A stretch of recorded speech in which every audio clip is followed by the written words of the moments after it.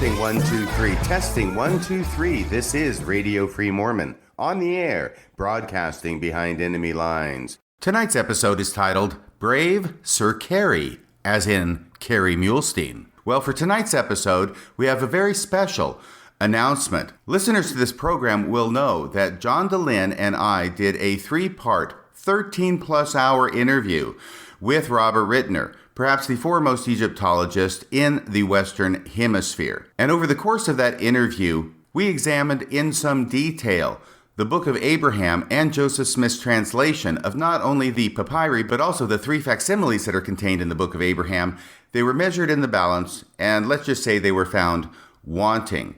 Also, Kerry Muhlestein and John Gee, 2 doctors of Egyptology who are employed by BYU and who have a pretty much full-time job coming up with explanations and apologetics for the Book of Abraham, suffered a number of body blows during the course of that interview. I had heard through the grapevine that the church and the apologists for the church were planning some kind of response to this interview, which lets me know that it is having an impact, not only in the post-Mormon community, but also in the Mormon community, and specifically within the Mormon apologetic community. Today's date is Wednesday, August 26, 2020, and yesterday on August 25th, 2020, we began to see the shape that response is taking. The first thing you need to know is that, as you will recall, John DeLynn and I had invited Dr. John Gee and Dr. Kerry Muhlestein on the air to have a discussion with Robert Ritner on the issues that he had raised,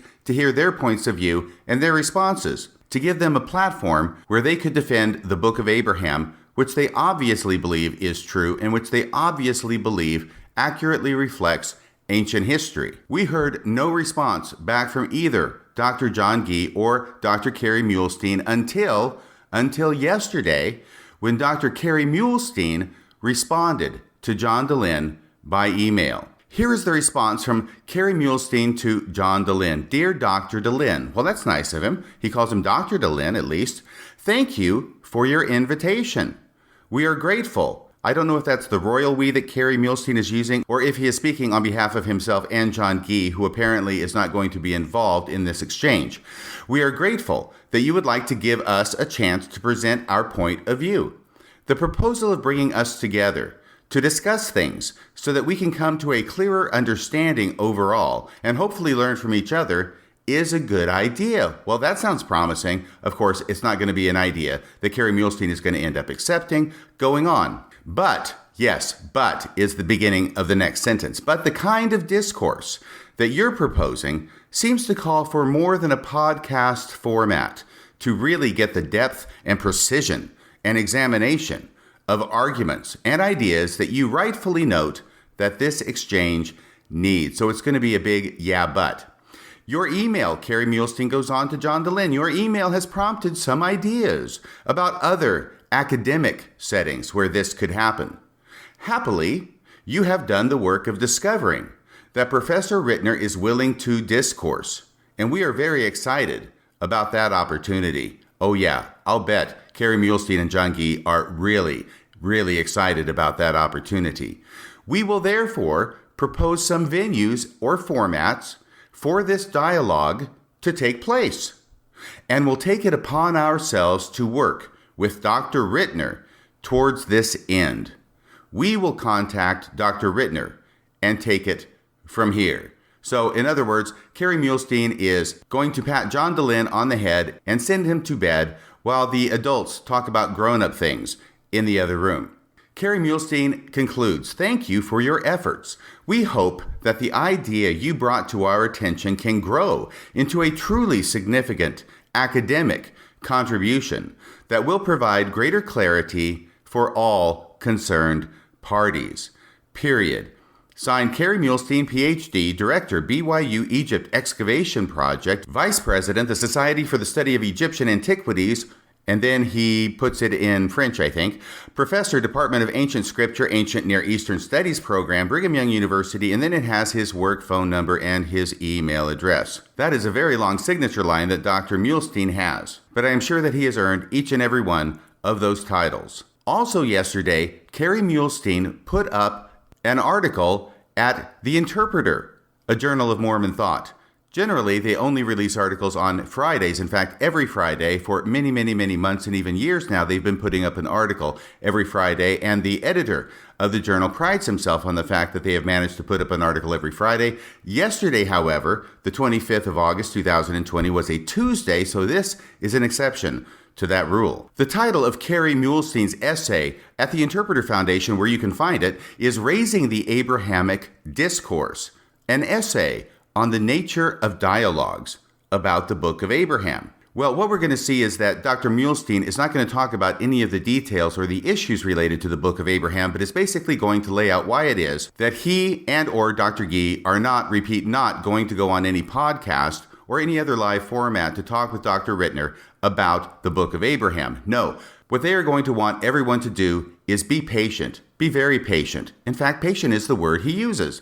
Be very patient while they take their time and write up some kind of article or book that's going to be a response to Dr. Ritner and the points he has raised, and then allow Dr. Ritner the chance to spend even more years writing his response to their response.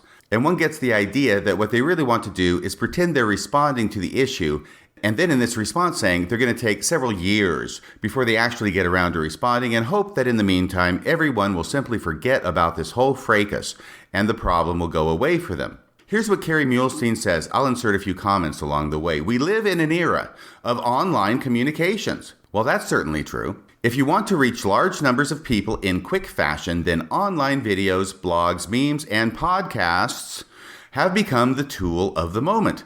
These tools are effective at conveying information in an attractive and user-friendly format, and in a way that can reach across the globe in mere minutes. Well, that sounds like all positives to me. Moreover, they are quite convenient for the consumer, another positive, which further helps spread the message. They certainly have their place and do some things very well, but I bet you can guess what he's going to say they don't do very well. Well, that has to do with academics about the Book of Abraham. Kerry Muhlestein goes on. If these online communications have a downside, it is ensuring the accuracy of the information they convey. Well, I don't know why it is that podcasts have any more difficulty conveying accurate information than the videos that Kerry Muhlestein himself, and John Gee himself for that matter, in which they have appeared, and also the numerous articles that they have written, many of which we've quoted in our podcast, which also contain incorrect information. So what I'm saying here is that Kerry Muhlestein says that if these online communications have a downside, it is ensuring the accuracy of the information they convey. Well, the downside of the articles, at least by Kerry Muhlestein and John Gee, is the same one. Just because they're writing it up in a scholarly paper doesn't mean that it ensures the accuracy of the information they convey. Going on, many are accurate, many are not, and it is difficult to tell which is which. One could say the same thing about papers published in scholarly journals. I digress. Like news sound bites, such media often seems to lend themselves to simplistic and over-reduced explanations that frequently misrepresent complex matters. Well, that may be true in a general sense, but the interviews that John DeLynn and I did with Robert Ritner are over 13 hours in length. They are anything but a soundbite, and they are not over-reduced explanations. They are indeed going deep into the heart of the matter, into the complex matters that Kerry Muhlestein refers to here. Further, somehow, they often easily fall into a low level of discourse. Well, I hope he's not talking about yours truly there. This is not true of all of them. This is not true of all them. No, I think there should be an of in there, but perhaps this was put up hastily. This is not true of all them. It really depends on the hosts and forums. Yet too often this is exactly what happens. Some who engage in these electronic venues work very hard to try to provide accurate information at an honorable level of rhetoric. Such an example would be Radio Free Mormon. Oh, no, he actually doesn't say that last part. I made that up. He goes on, but the forum does not require it, and thus many are extremely poor at ensuring a high academic quality of information, and sometimes make little to no effort at maintaining the kind of respectful and noble level of discourse that is supposed to be the hallmark of the academic world. Well, I think we can see where this is going, can't we? Podcasts, bad. Written papers, good. Nowhere has this been more apparent than in some podcasts that have recently been released in various venues about the Book of Abraham. Well, I imagine I know exactly what he's talking about there. So apparently what he is now accusing our podcasts of having done with Robert Ritner is that we made little to no effort at maintaining the respectful and noble level of discourse that is supposed to be the hallmark of the academic world. I think that's sort of a slam at Robert Ritner as well. But he doesn't want us to mistake his meaning, so he goes on, "Please do not mistake my meaning. I have personally participated in creating videos and doing podcasts." Well, yes, you have, so what's the problem now, Kerry? I respond to very few of the requests I get to do such things because of the very few items noted above. But he does do them, but he's not going to do them now. One wonders why. Yet I also realize their potential to reach different audiences, and the way some institutions engage in them I find to be appropriate, helpful, and honorable. But not you, Radio Free Mormon, and certainly not you, John DeLynn at Mormon Stories. I will probably continue to participate in such venues on some occasions in the future. Okay, so now he's done them in the past, he's going to do them in the future, but he's not going to do them with Robert Ritner. This is what this is leading to. Podcasts are a good and fine way of conveying academic information, only not when he's going to have his feet held to the fire by an expert on the subject, Robert Ritner, who does not share his interpretations and in fact finds his interpretations, those would be the interpretations of John Gee and Kerry Muhlestein, problematic, and even in some instances, disingenuous. He goes on, "When I do participate, I try to do all I can to make sure that the platform will encourage and maintain an appropriate kind of accurate discourse." Okay, hang on a second. Kerry, you were in a video where you were on screen and quoted as saying that the Leiden Papyrus has the name Abraham at the bottom, and it is translated as saying Abraham on the couch. That was not appropriate. That was not accurate. So I find it a little bit interesting that you're going to say that when you do participate in videos, you try to do all you can to make sure that the platform will encourage and maintain an appropriate kind of accurate discourse. By the way, I also know from speaking with others that this particular problem has been brought to your attention in the past, and you have done nothing, repeat nothing, in order to correct the problem or have the video edited in order to correctly reflect the truth and maintain an accurate discourse. This is rich. One of the problems, he goes on, one of the problems with podcasts, we're back to the problems now. How do you solve a problem like a podcast? One of the problems with podcasts, videos, and blogs, by the way, I think he's writing in a blog right now, and blogs is that there is no intrinsic mechanism for ensuring appropriate tone or accuracy. Well, yeah, you just have an appropriate tone and you're just accurate. It's the same as when you're writing, Kerry. There's really no difference. It is up to each creator as to whether they will take steps to ensure this or not, and many don't. An additional downfall of these media is that there is also no truly appropriate and effective way to respond to inaccurate or unbecoming podcasts or blogs that already exist. Yes, there is, Kerry. We gave you an invitation to come on a podcast and actually interact and discuss the issues with Dr. Robert Ritner.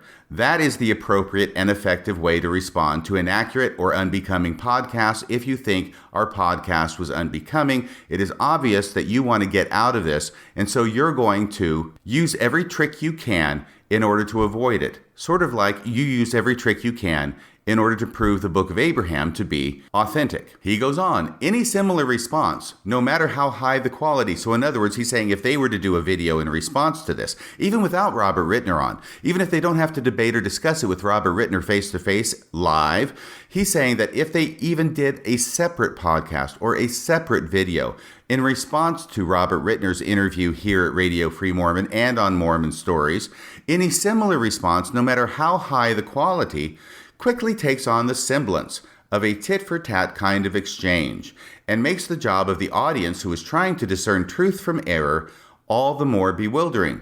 Well, Kerry, you're going to get around to saying you're going to write something up and then ask Robert Ritner to write back It's the same exact thing. How is that any different? How does that solve the problem that you say exists for podcasts? How does just putting it in writing make it not look like a tit-for-tat kind of exchange and make it easier for the audience to try and discern truth from error? You're giving a lot of reasons here, but they don't seem to make any sense. These are starting to sound like excuses as opposed to valid reasons. Going on, even a response that is determined to maintain a high level of discourse, which is of course what any response from them would be. If it is going to respond to a low level, so in other words, ours is the low level that they would be responding to and we would be dragging them down, even a response that is determined to maintain a high level of discourse, if it is going to respond to a low level, somehow takes on the appearance of having sunk to that lower level. Well, he's basically saying that he's not going to get into the mud with the pigs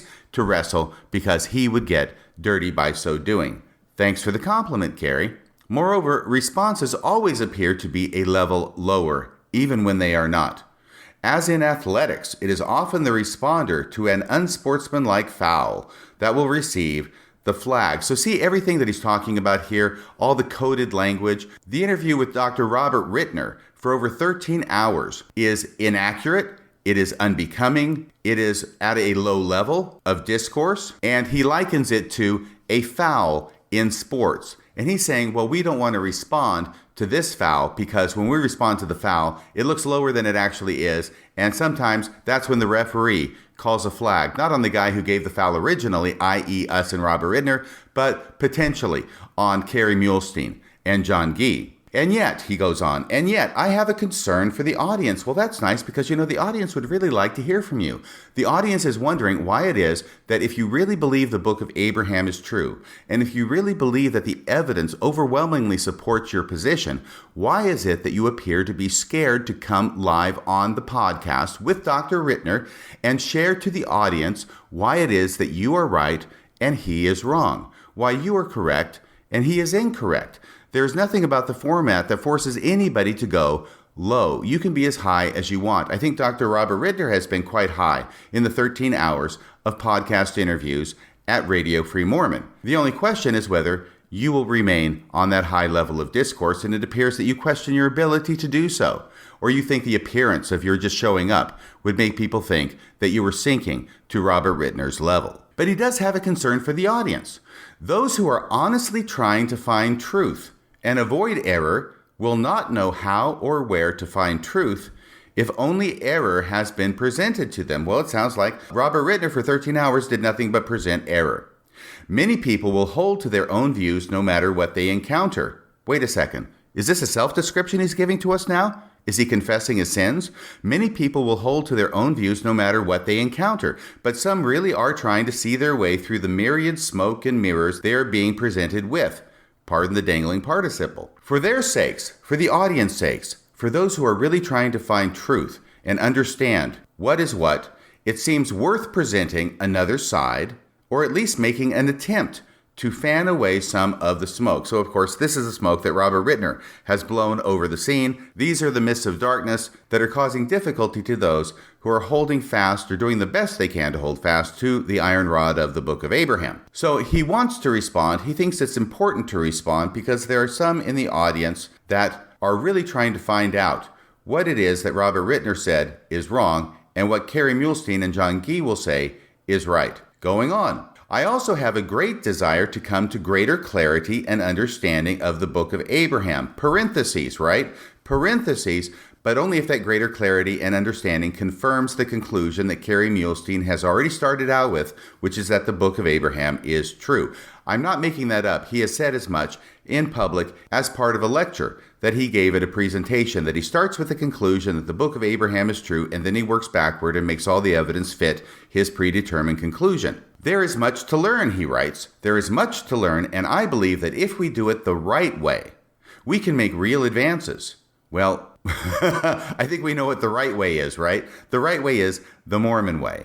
The right way is the book of Abraham way, and the right way is that the book of Abraham is true way. It is not always easy to take a mess and turn it into something worthwhile. Oh my gosh, he's really calling our interview with Robert Ritner a mess? It is not always easy to take a mess and turn it into something worthwhile. Yet in this case, I think it's worth the effort. Well, thank you so much, Kerry Muhlestein. But in this case, I think it's worth the effort, and I am optimistic that if many parties are willing, how many parties is many? I mean, we're talking about John Gee, we're talking about Kerry Muhlestein, and we're talking about Robert Ritner. That sounds like 3 to me. I don't know, maybe that's what he means by many. Maybe he means somebody else. Together, he says, together we can find success if many parties are willing. And actually, when he says many parties, I'm starting to think he's talking less about the actual participants, i.e. the Egyptologists, and more about Kerry Muhlestein's masters, the ones who say whether he can participate or whether he cannot participate, i.e. church leaders, the ones who sign his paychecks. For example, he goes on, some of the podcasts have addressed ancient Egyptian aspects of the facsimiles in the Book of Abraham. Yes, we did that. We went in depth through each and every one of the 3 facsimiles. A lot of good scholarship has been exhibited when discussing the Egyptological interpretations of those drawings. And I find that discussion to be fruitful. Well, I guess he's talking about the discussions that show that Joseph Smith did not know what he was doing when he was interpreting the facsimiles. But I will bet you dollars to donuts that when Kerry Muhlestein says a lot of good scholarship has been exhibited when discussing the interpretations of those drawings, what he means is the 4 sons of Horus and the earth in its 4 quarters, i.e. he finds the discussion to be fruitful when it aligns with his belief that the Book of Abraham is true. Yet the valid data is then applied to the topic at hand based on a misunderstanding of what Latter-day Saint scholars believe or have said. Well, really, all that was said was that Joseph Smith could not translate Egyptian. He didn't know the first thing about Egyptian. What difference does it make, in my mind, what Latter-day Saint scholars believe or have said? Who cares what they believe or have said? All we're talking about is the papyrus, the facsimiles, and that they are not interpreted correctly. I think what he's saying is we haven't dealt meaningfully with all the excuses that Latter-day Saint scholars have given for the fact that the translation does not match the papyrus. He goes on, in such a case, we end up with good data and problematic application of it. Well, this is the whole deal, Kerry. Just come on, tell us what you mean, why it is that you think the data is good, and why you think the application of it is problematic. That's all you have to do. You could do it here, but you're not even going to do it here. This is a non-response response. This response is saying why they're not going to respond. Or if they do respond, it will not be in public. It will not be with Dr. Ritner. It will not be where they can be held to account for their views. Instead, it will be something in writing that's going to be a long time coming. Believe you me. But he does say, and I want to give him credit for this next part, he does say, after saying that there's a problematic application of the good data that was presented in the podcast, he says, this must be at least partially the fault of Latter-day Saint scholars. Apparently, we need to do a better job of communicating what we think about these things. No, Kerry, no. It is not...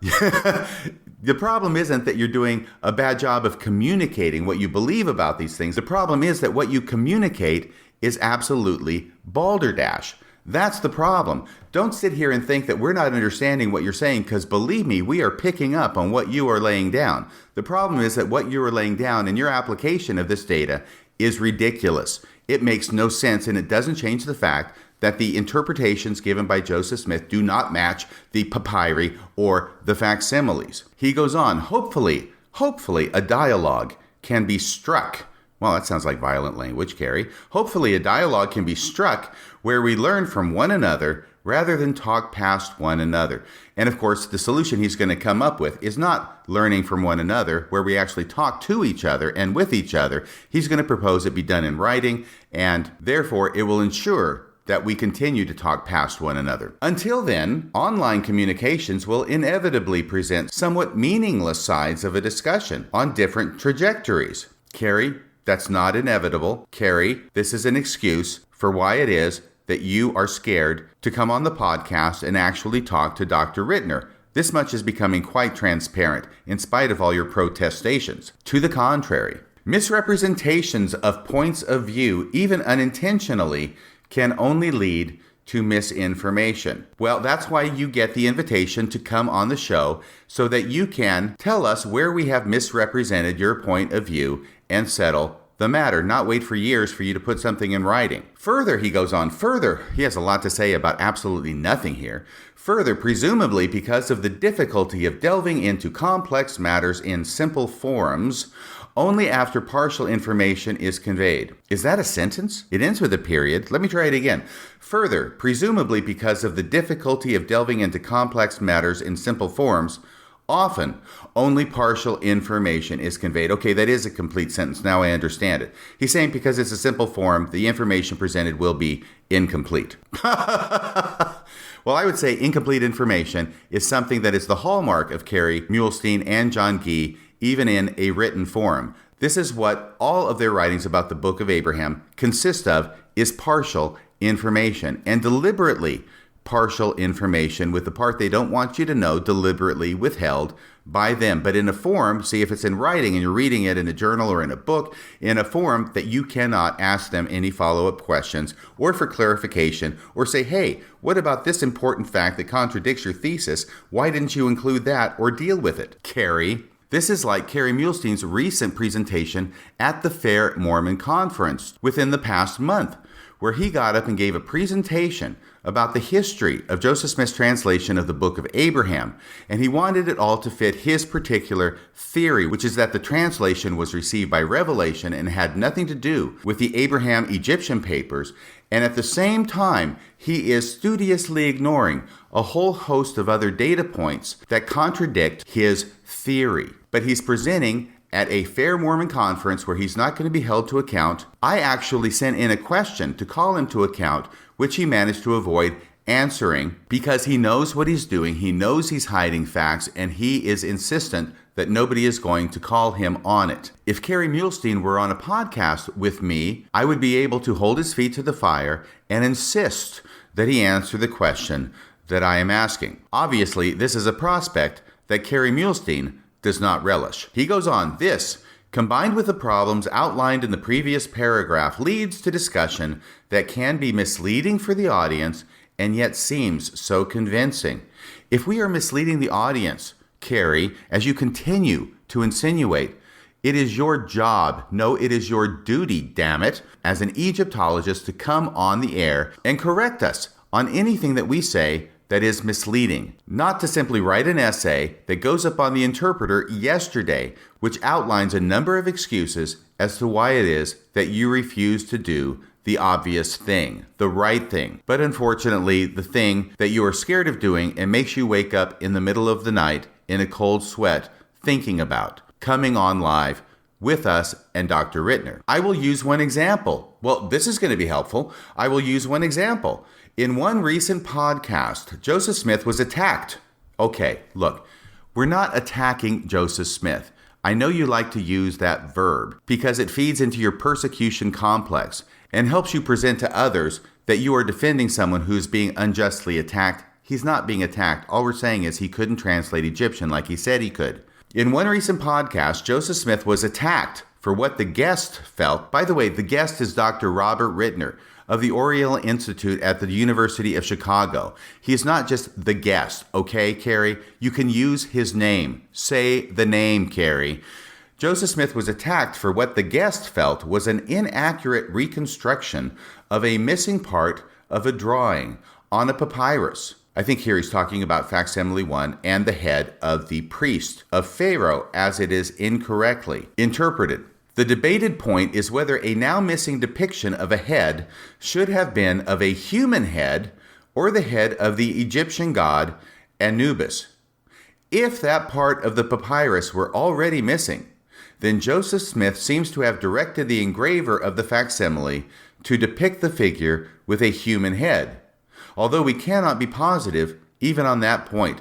You see how he fades back into this area of we just can't know stuff. We can't know stuff because if we actually know stuff, then Joseph Smith is going to look like he couldn't translate Egyptian. In the podcast, Kerry goes on, in the podcast it was stated that this is not how such depictions were drawn, and thus Joseph Smith was inaccurate. Well, that's true because the depictions always are of Anubis. He should have a jackal's head, not a human head. At the same time, there were several things which were not stated in the podcast. Well, you see, this is why you should come on the show so you can state them, Kerry.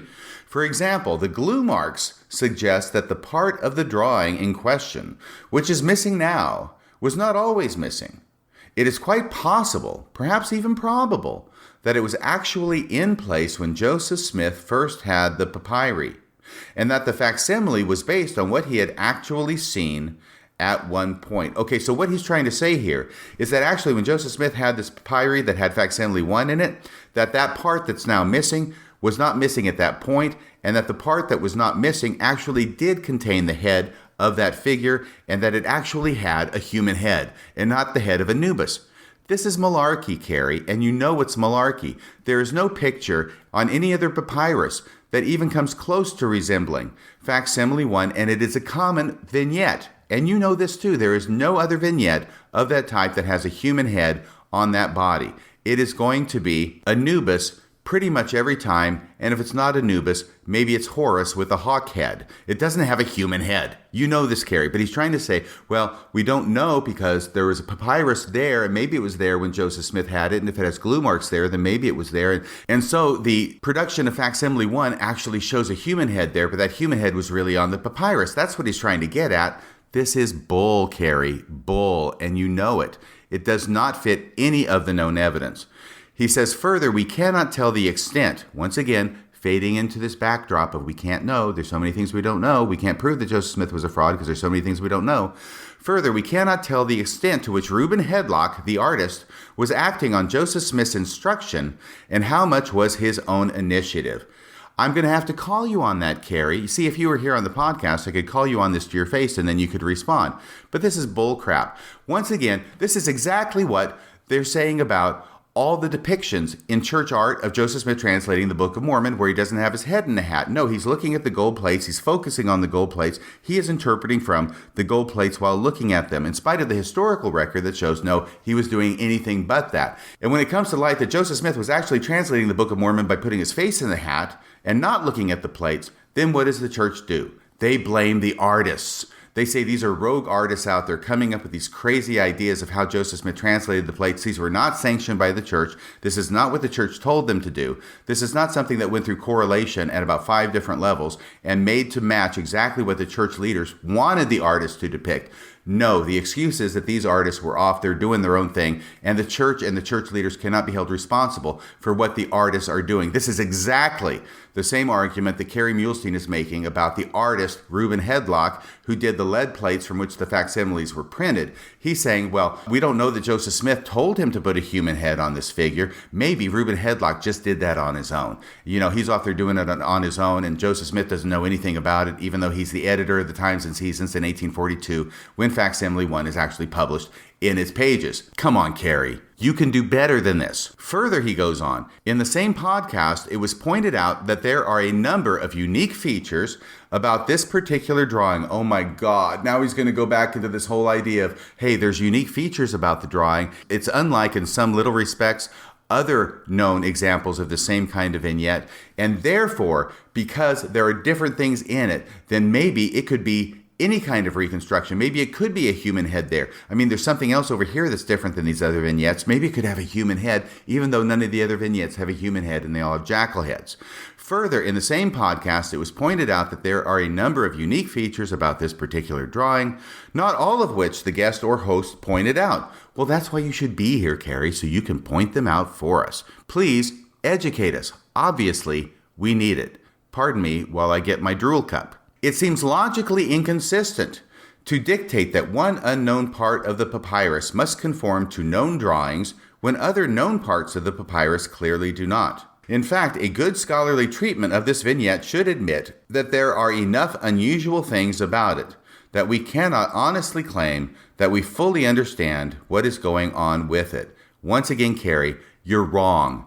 You're wrong, and you know you're wrong. You're making an argument that is based upon, oh, we just don't know, when actually we do know. We do know what is going on in that picture. Now, let's be clear. There can be a disagreement among Egyptologists as to what is going on in this picture. It could be Osiris being raised up from death. At the same time, he is impregnating his wife, Isis, who is in the form of a falcon sitting upon his erect penis. That is one thing it could mean, depending upon how it is reconstructed. And that is one view of a large number of Egyptologists. There is a second view that actually it is Anubis, the god of the dead, who is protecting and embalming and blessing the dead body of Osiris. It could be one thing or it could be the other. Egyptologists do disagree based upon the state of the papyrus, which does have some parts missing, as to which of those things is being represented in this vignette. But Kerry, what Egyptologists do not agree on, what no non-Mormon Egyptologist believes,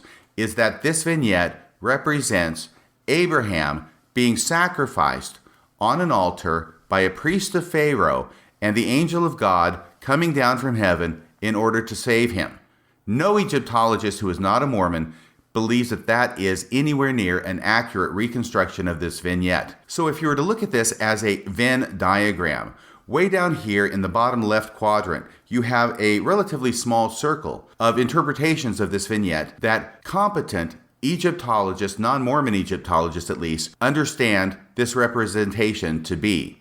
But way over here in the upper right quadrant is another very small circle that John Gee and Kerry Muhlestein believe this vignette represents. That's the sacrifice of Abraham. The problem with Kerry Muhlestein's argument is he wants to take those two circles, which are completely separated and in opposite corners of this Venn diagram, and pretend that actually they're not separated, they actually overlap, at least to some degree, and that there is some agreement between non-Mormon Egyptologists and Mormon Egyptologists, such as Kerry Muhlestein, as to what this vignette represents, when that is not, repeat, not the case. Nice try, Kerry. It's not going to fly.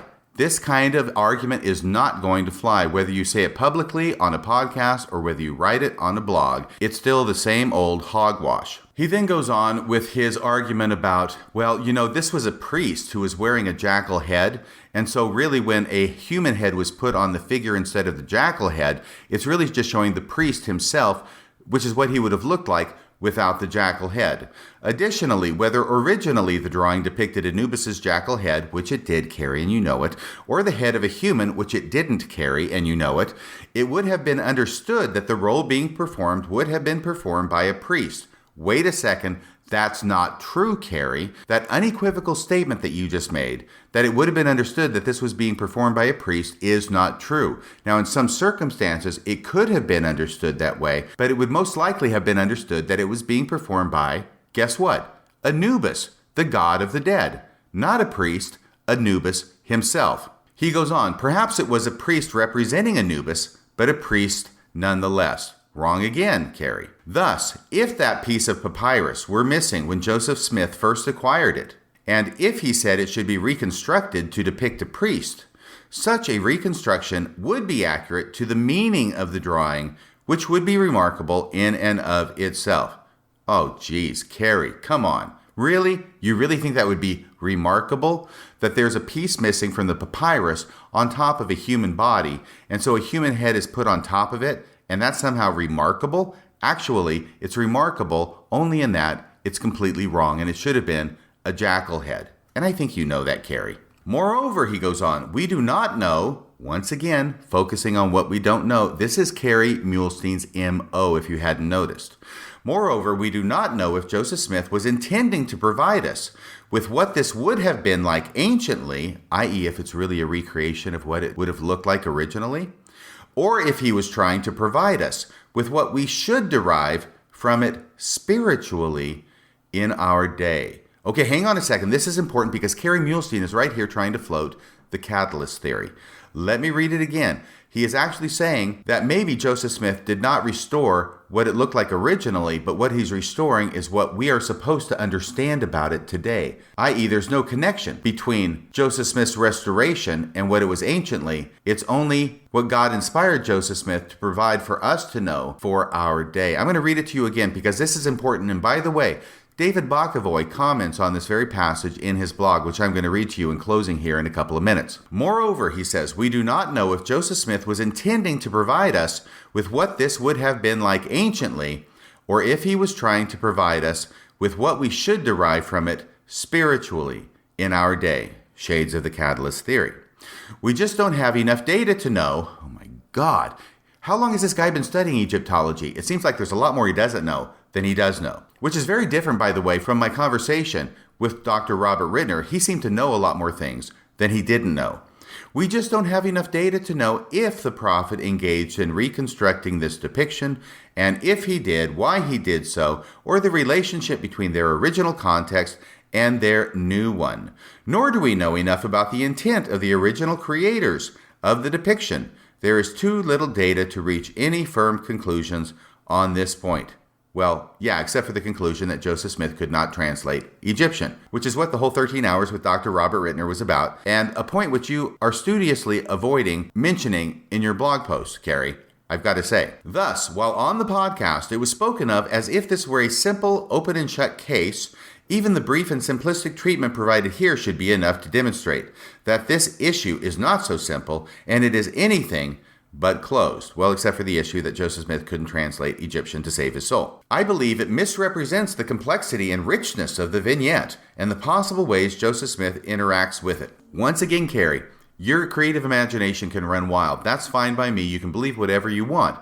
But the one way that Joseph Smith interacted with this vignette that is now firmly off the table is that he was actually translating the Egyptian or correctly interpreting the meaning of the vignette. That's the one thing we know he did not do. But Kerry wants to say there's all these things that we don't know, and so who knows, maybe he was translating it correctly, or maybe God gave him the correct translation, or maybe this, or maybe that, or maybe some other damn thing. That is what passes for scholarship in your neck of the woods, Kerry? Okay, well, I guess you do teach at BYU. My apologies for any of my listeners who are graduates from that prestigious university. He goes on, this kind of thing happens again and again in these forums, and the reader needs to be aware that they are not being given the whole picture. Well, it's actually not a reader in these forums because it's a listener or a viewer in these forums, but he says reader, probably just by reflex. And the reader needs to be aware that they are not being given the whole picture. Well, kind of like when you write your papers, Kerry. Geez, it just seems like when you're pointing a finger at us, 3 fingers are pointing back at you. Glass houses, Kerry? This is a shame, he says, wagging his finger and saying tisk tisk. This is a shame because an exciting and beautiful discourse could be had about this subject if the involved parties were willing to really engage. Hang on, Kerry. We are willing to really engage. Robert Ritner is willing to really engage. You are the one who is not willing to really engage. So the shame, if any shame there be, is solely on you and on John Gee. Once again, he said, this is a shame because an exciting and beautiful discourse could be had about this subject if the involved parties were willing to really engage. We could all have our understanding expanded. Instead, what is currently happening is misleading for listeners. Okay, how many times can you say it's misleading without ever once coming on board and explaining to us and our audience why it's misleading, Kerry? The invitation has been made, and I want to be clear about this. This invitation was made to you, Kerry, and also to John Gee, and we also put in there that you could determine when it would happen. Well, of course, it has to match Robert Ritner's schedule, and other schedules have to be taken into account, but we're not dictating that you got to meet us on such and such a day at high noon, otherwise you don't get a chance to talk.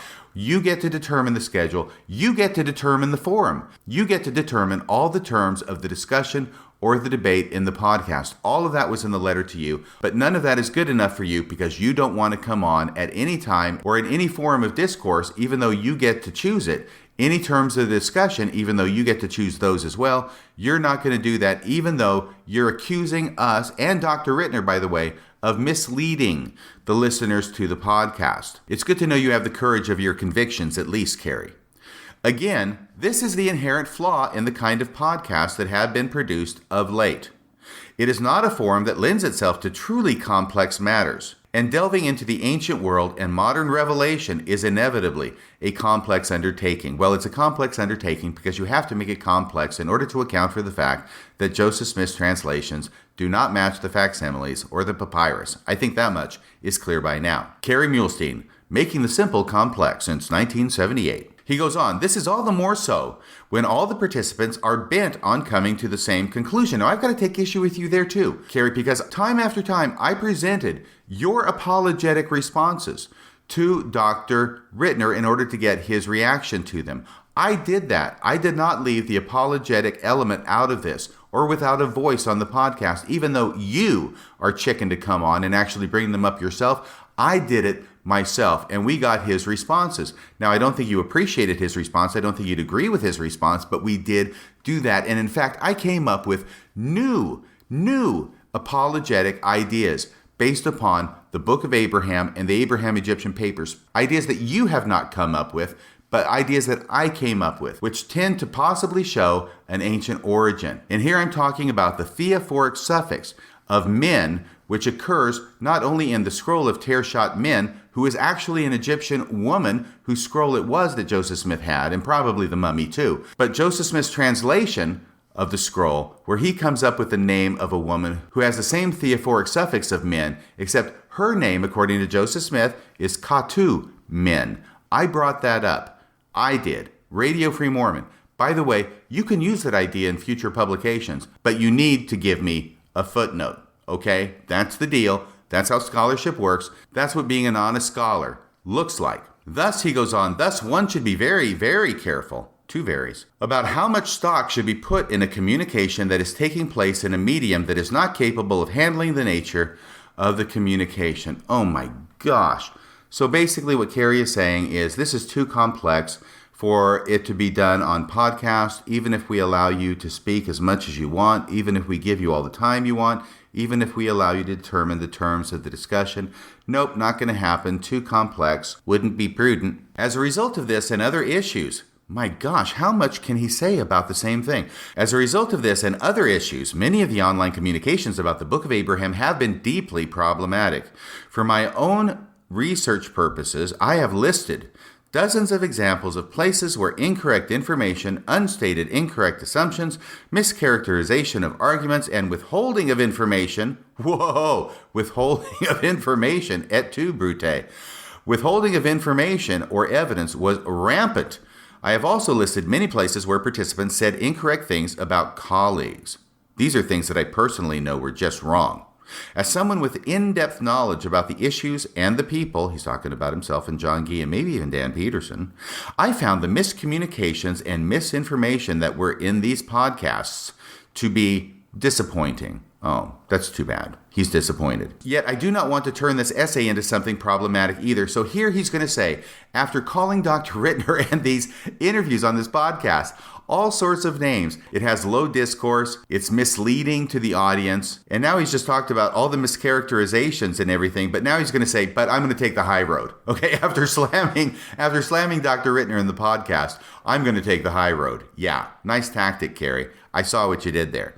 Yet I do not want to turn this essay into something problematic either. So I will instead put my efforts into creating the kind of careful, systematic writing that can advance the field. See, here's where he's going to get to the writing. I won't talk, I'm just going to write. I will just push forward in good research, which he's known for, by the way, far and wide among his colleagues. Just ask Karakuni. I will just push forward in good research. For those who are patient, okay, here's where he gets to the patient. You're just going to have to wait. We're going to respond. This is a response that we're making here on the Interpreter website on August 26, 2020, but our response is that you're going to have to be patient to get our response because we're putting it in writing. We're not doing any damn podcasts. I will just push forward in good research. For those who are patient, such good research will carry us through. So, sorry, if you wanted to go on a podcast, it's your fault. You're just too impatient. Many of the arguments in these online forums can sound very convincing. Well, yeah, there's a reason for that, Kerry, because they are convincing. Hello, McFly. Many of the arguments in these online forums can sound very convincing. Guests and hosts can create an online echo chamber in which they self-reinforce circular arguments, unnoticed assumptions, and mischaracterization of others' arguments, and then self-congratulate one another on their conclusions. I think that's redundant. Self-congratulate one another? Okay, that's what he wrote. And then self-congratulate one another on their conclusions in a way that seems so very convincing. Kerry, how many times do we have to say this? This is why we gave you the opportunity and invitation to come on so you could express your views and correct us where we got things wrong. Correct Dr. Ritner where he got things wrong. For some reason, you got 1,000,001 excuses why you don't want to do that, and I'm not buying any of them. To the trained and informed observer, many of the arguments that the involved parties paint as being so convincing are instead immediately, obviously, deeply problematic. Wow, that's 3 adjectives. Wow, that's 3 adjectives. Immediately, obviously, deeply problematic. Well, why don't you come on the show and tell us about it, Kerry? Huh? Quit hiding. Quit being a little Nancy. To be fair, he says, some reasonable and important points have also been raised. But of course, he's not going to tell us what those are. But at least he's trying to sound reasonable. That's a plus. And if we were to change the discourse so that we conduct the discussion according to high academic standards in an academic venue, I believe that together we could make true scholarly progress. Yet most points raised online have been overly full of intellectual fallacies, mischaracterization of the issues, bad underlying assumptions, and circular arguments. Well, I'm certainly glad you're going to take the high road in this essay, Kerry. I anticipate, my lord, how much, I'm actually losing power on my iPhone reading this thing. Okay, I'm going to try and go quicker. It's just amazing. I think that he thinks that he's like a lawyer. He's going to be paid by the word or something. I anticipate that as time goes on, lots of time, by the way, lots of time, years and years, in fact, until you forget this unfortunate episode with Dr. Ritner ever happened. I anticipate that as time goes on, these will be discussed in an appropriate and reasonable fashion. This will happen over the course of time. And for some audiences, it is crucial that they know now that the self-congratulatory echo chambers they may have encountered are not all that they seem. Further, a sad aspect of these online communications has been the efforts to just be dismissive of those who hold opposing points of view. Okay, this is where it really gets under his skin, because his apologetics have been questioned. And in fact, he's been called out as being a freaking liar for what he said, the Leiden manuscript said about Abraham being on the lion couch, when it's not what it says, and he knows damn good and well it's not. But he's going to take offense at it anyway. Instead of saying, hey, I'm sorry, I got it wrong, I misspoke, let me correct the record. No, he's going to double down and he's going to play, yep, the victim card. Further, a sad aspect of these online communications has been the efforts to just be dismissive of those who hold opposing points of view. Those who say that scholars, such as myself or John Gee, are pseudo-Egyptologists. I don't think anybody said they were a pseudo-Egyptologist. I mean, they're real Egyptologists. They have real degrees in Egyptology from accredited universities. It's just that they choose to use their powers for evil instead of good. Once again, those who say that scholars such as myself or John Gee are pseudo-Egyptologists or only have a patina or patina of scholarship. Nobody said that either. I don't think the word patina came up at all. Well, maybe it did. Maybe Robert Ritner said that. I think maybe he did. A patent of scholarship. Well, if the shoe fits, wear it, Kerry. Have either completely failed to do their homework or have willingly misconstrued the truth, presumably to help further their agendas. By my own quick, rough count, John Gee has edited 3 academic books. Well, he's going to talk about John Gee now. It's pretty obvious that Kerry Muhlestein is now rushing to John Gee's defense. He's going to protect John Gee's honor, even though John Gee apparently cannot be bothered to write anything in his own defense himself. John Gee has edited 3 academic books, has served as the editor for a respected Egyptological journal, that's the one he got fired from in Canada, I believe, has published over 20 peer-reviewed articles in respected Egyptological or ancient Near Eastern journals, many of which are truly top tier, has published many of which are truly top tier. Well, I guess not all of them are. Many of them are. That's good. Has published 12 articles in peer-reviewed and highly respected academic conference proceedings and 11 peer-reviewed articles as chapters in respected academic books. He has authored many Egyptological entries for various academic encyclopedias. He has also been asked to serve in various capacities for several respected academic and Egyptological organizations. For example, he was the only North American affiliate of the Totenbuch Project, Book of the Dead Project. I can read German too, at the University of Bonn. He was a visiting scholar at the University of Heidelberg. He has given dozens and dozens of lectures at academic Egyptological conferences. This is all without saying anything about the other areas he researches and publishes in. Oh, you mean like that book on sociology he published recently that just got pulled from Deseret Books? That book? Ha! Too bad you didn't mention that. Are you still hiding information, Kerry? Just like with the Book of Abraham? Looks like it. To call him a pseudo-Egyptologist. Once again, I don't remember anybody calling him a pseudo-Egyptologist. Maybe somebody did say that. A pseudo-Egyptologist, or say he has only a patent of scholarship, is very incorrect. Okay, it's not just incorrect, it's very incorrect. Thanks for clearing that up, Kerry. I do not wish to speculate as to why such knowingly inaccurate statements were made, but I find them shockingly disingenuous, which is a nice way of saying that we are lying. Once again, he's taking the high road. But he's doing it for a good cause. He's protecting now not just the Book of Abraham, but protecting John Gee, who protects the Book of Abraham. I do not wish to go through a similar litany for myself, i.e., modesty forbids him. It is not my place to do so. Well, why not? Why not tell us all your great things that you do? I mean, you list a ton of them in your signature on your email that goes out to everybody.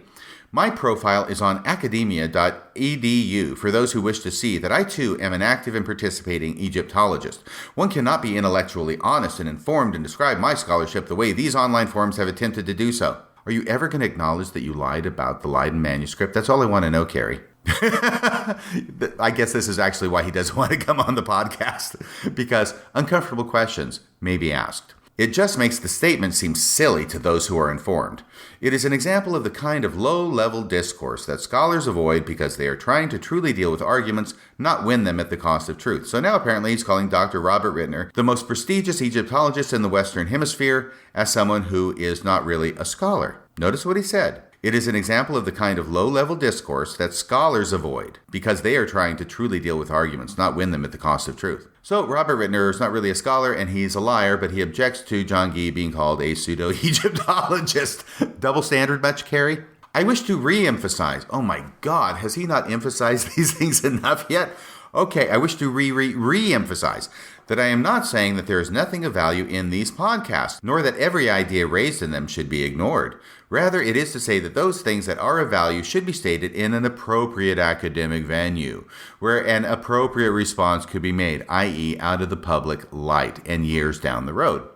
I trust that in the days to come, many of the reasonable issues that have been raised about the Book of Abraham will be dealt with in proper academic fashion. By the way, Robert Ritner has raised these issues for years and years now. He raised them in 2014 with his essay in response to the church's essay about the translation of the Book of Abraham. And years before that, he raised them in a book that he published, dealing in depth with the Abraham-Egyptian papers and the translations that Joseph Smith purportedly made of the Book of Abraham. There's really nothing critical of the Book of Abraham that was new, with perhaps the exception of the lead plate for facsimile 3. That was new, that was raised in the podcast. But they have not responded to these. They've been aware of these. John Gee and Kerry Muhlestein have been aware of these for years and years, but they have not responded. In fact, if we recall correctly, John Gee was asked at the end of his presentation at 2018 Fair Mormon Conference if he planned on responding to Robert Ritner's essay, and he basically said, "Who cares?" He thought it was in poor taste. So they know about him, but they haven't responded. They've ignored them. But now, apparently, the podcast has brought these issues to such a public awareness that now they're saying they're finally going to have to get off their high knees and actually do something about it. Though what they're going to do is not come on the podcast and actually talk about it in public. Instead, they're going to spend years writing something. In fact, he says, I have gained a number of insights as I have listened to these podcasts. Well, he's not going to tell us what those are either. Some of them have come as the result of good research. I don't know if he's talking about me there. Maybe he's talking about min, M-I-N, the theophoric suffix. While I often do not agree with how the data has been interpreted, and I have identified incorrect assumptions that have led to these misinterpretations, nonetheless, some of the accurate information and accurate conclusions have helped me learn and come to my own new conclusions and better understandings. Well, good for you, Kerry. That's really, really heartening to know. Yet, God, he just goes on and on. Yet, as we think of these podcasts and attempting to turn them into something that is trustworthy and useful, i.e. something that's not a podcast, we must keep in mind that high-level academic discourse is slow, kind of like the way John Gee talks. High-level academic discourse is slow. It requires detailed and painstaking research. Haven't you done that by now, Kerry? Come on. Careful writing so you can slant the evidence and hide the truth. Review and revision. Review and revision, then editorial and peer review. There is no peer review at BYU. You know that, Kerry. Come on. John Gee has actually written an article talking about why peer review is a bad thing. Further revision, further review, editing, typesetting, more review, and finally, publication. Man, he really doesn't want to come on the show. The others can respond, then others can respond in kind. So what he's saying is wait for years. We're going to write something up. Hopefully you'll forget about it in the meantime. We'll write something up. We'll publish it. And then Robert Ritner can spend years and years writing something to respond to that. And hopefully by then, Kerry's thinking Robert Ritner will die of kidney failure. That's the long-term plan. And that is in a process where no problems are encountered. So in other words, it could be longer than that. The review process hopefully helps identify bad assumptions. Well, it hasn't for you. Misinterpretations, ditto, etc., though it is not perfect at doing so. It is exactly this lengthy process which raises the chances that the information is viewed by many qualified individuals as being methodologically sound and that unseemly discourse is avoided. It does not ensure that everything meets the highest standards. Well, yeah, that's true. You've proven it. And not all publications go through this whole process. You mean like this blog that you wrote at The Interpreter. Further, mistakes will inevitably creep in. Still, this process greatly increases the chances of good scholarship delivered in suitable rhetoric. It also allows for proper academic rebuttals that can help correct mistakes and advance knowledge appropriately. So what he's saying is, not going to come on a show, not going to talk with Robert Ritner, not going to put myself in that danger where I can be exposed as being deceptive and misleading. Instead, he's going to say it's going to take years and years and years for us to produce something, and then years and years and years for Robert Ritner to produce something, and by then, hopefully, everybody who knows about this will have either forgotten about it or died. Once again, he says, this means that reliable responses to new arguments will be slow in coming. These are not new arguments, Kerry. He's been making these for years. These have been around for freaking decades. The ones with the facsimiles have been around for 100 years. The ones with the papyrus have been around since the 1960s. These are not new arguments. Once again, he's being deceptive even here in this blog. But his deception has a purpose, which it usually does, which is he's explaining why it is that he's not going to come on the podcast. Not because he's scared to, but because this is what academics do. This means that reliable responses to new arguments will be slow in coming. I can only ask that those who really want to know the truth will be patient for years and years and years. I added the years part. That those who really want to know the truth will be patient as they wait for such response and dialogue. In the meantime, hopefully, everyone will forget about it. No, he says, in the meantime, hopefully this essay will assure them that it is worth waiting through true research that has already been published on both sides and waiting patiently for further worthwhile research in the future. I believe that a lot of good scholarship has been produced in the last decade or more, by which he means his scholarship, of course, and that more is on the horizon, by which he means his scholarship, of course. I also believe that even parties with diametrically opposed points of view can have a measured, honorable, and productive dialogue that will benefit both groups, but not on podcasts. If they maintain high rhetoric, which apparently cannot happen on a podcast. I think he's already said that. I hope that we can turn the recent spate of online information into a real dialogue. Well, the invitation is out there, the door's open, the red carpet's laid out. The table is set, but you're just not showing up to the party, Kerry. I am convinced that I can learn from those who have different viewpoints from mine. No, you're not, Kerry. Not when it comes to the Book of Abraham, and you know it. Any viewpoint that concludes that the Book of Abraham is not authentic is a viewpoint from which you've already stated that you can learn nothing. Maybe in areas that are not related to the Book of Abraham and its authenticity, you can learn things. Sure, I think that's great. But really, when it comes to the Book of Abraham, your mind is closed, sealed, and nailed shut. I am equally convinced that if they will really take my research seriously, that it can aid them in their desires for accurate information. So in other words, if you'll believe all the claptrap I put out there about the Book of Abraham, you can benefit from that as well. Done correctly, this can be a scholarly dialogue that moves us forward in a worthwhile way, as long as it takes years to do it, and means that I don't actually have to come on a podcast and have my feet held to the fire. In the meantime, this is the second time you started a sentence with "in the meantime." In the meantime, I feel that the truth-seeking audience should know that there are many things that have been said about scholars, their methods, their motives, and their abilities that I believe are wildly inaccurate.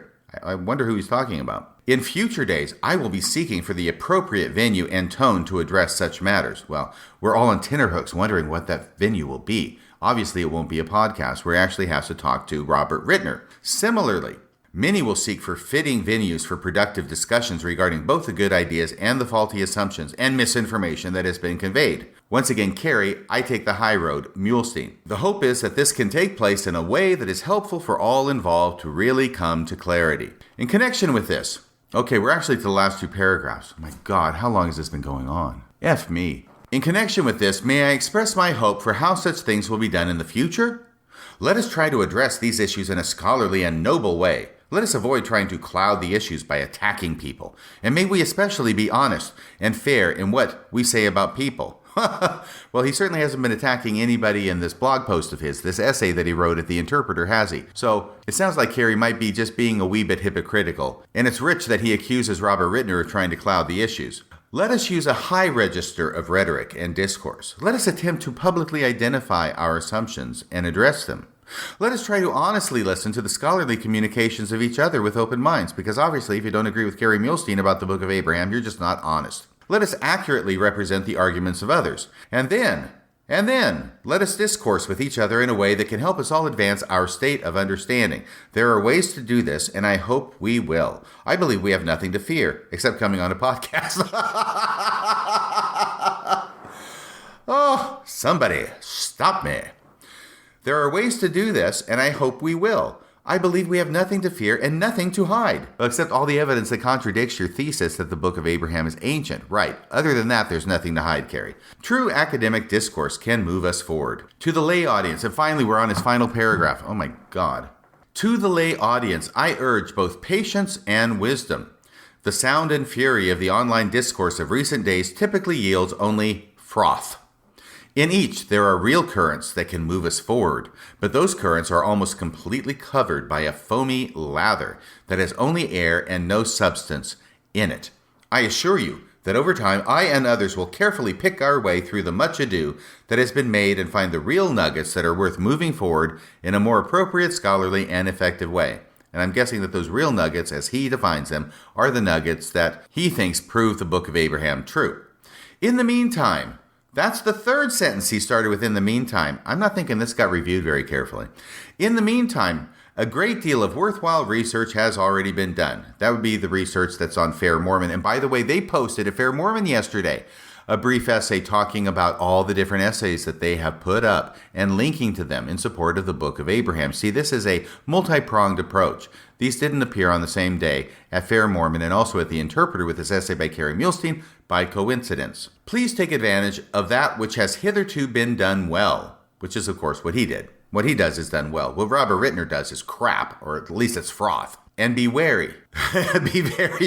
Be wary of discourse, which easily catches attention but does not meet the high standards to which we should adhere. And then there's a nice picture of Kerry Muhlestein. Oh my Lord. You know, I think he needs a shave in this picture. He's looking kind of scruffy. I think it's a good look on Kerry.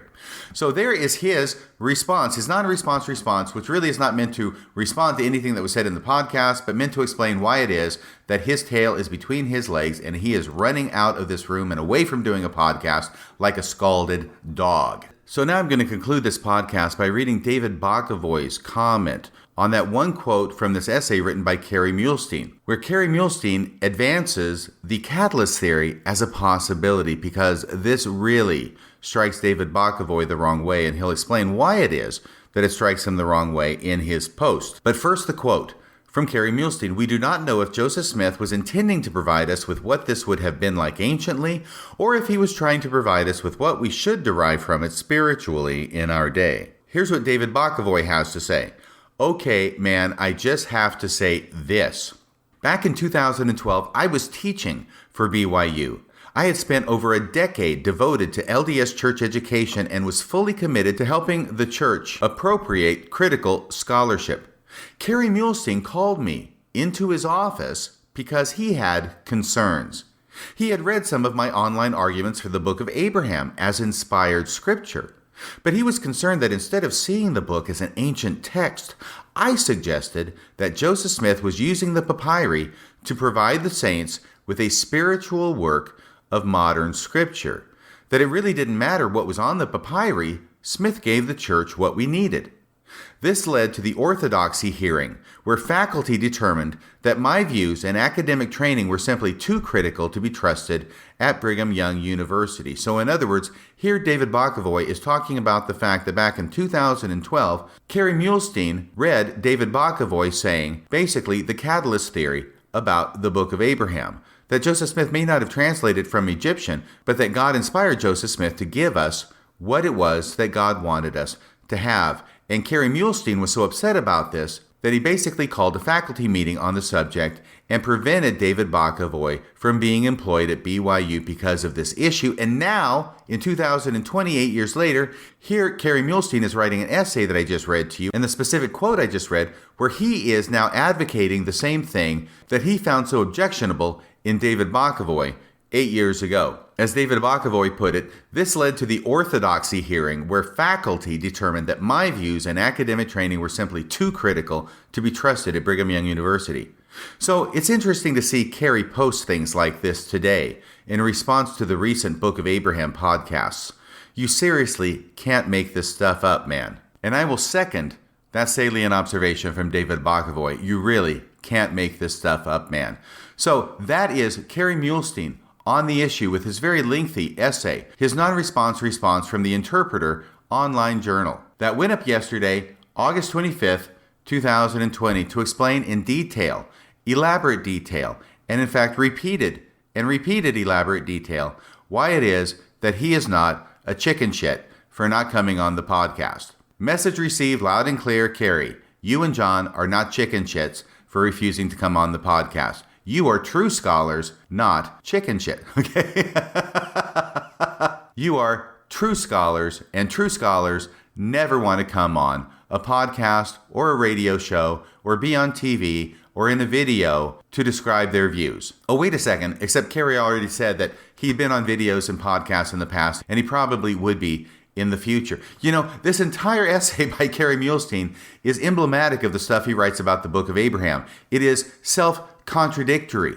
You can't make any sense out of it because he'll say one thing and then he'll say the opposite thing, and you're supposed to just agree with him and nod your head because he's the Egyptologist in the room. Well, now we have another Egyptologist in the room, Kerry and John. He is one of the most preeminent Egyptologists in the world. His name is Robert Ritner, and the fact that you refuse to be on a show with Robert Ritner speaks volumes. And it's not the volumes that you just spewed out or vomited out in your foamy froth in this essay that you wrote yesterday, Kerry Muhlestein. Instead, the volumes it speaks is that both you and John Gee are afraid, actually terrified, to come onto a podcast with Robert Ritner where you know that your views will be subject to scrutiny and it will be shown that your entire career spent trying to prop up the Book of Abraham don't amount to a hill of beans when subjected to the scrutiny and the light of true Egyptology and scholarship. And what this shows beyond any doubt is not only do I know it, not only does John DeLynn know it, not only does Dr. Robert Ritner know it,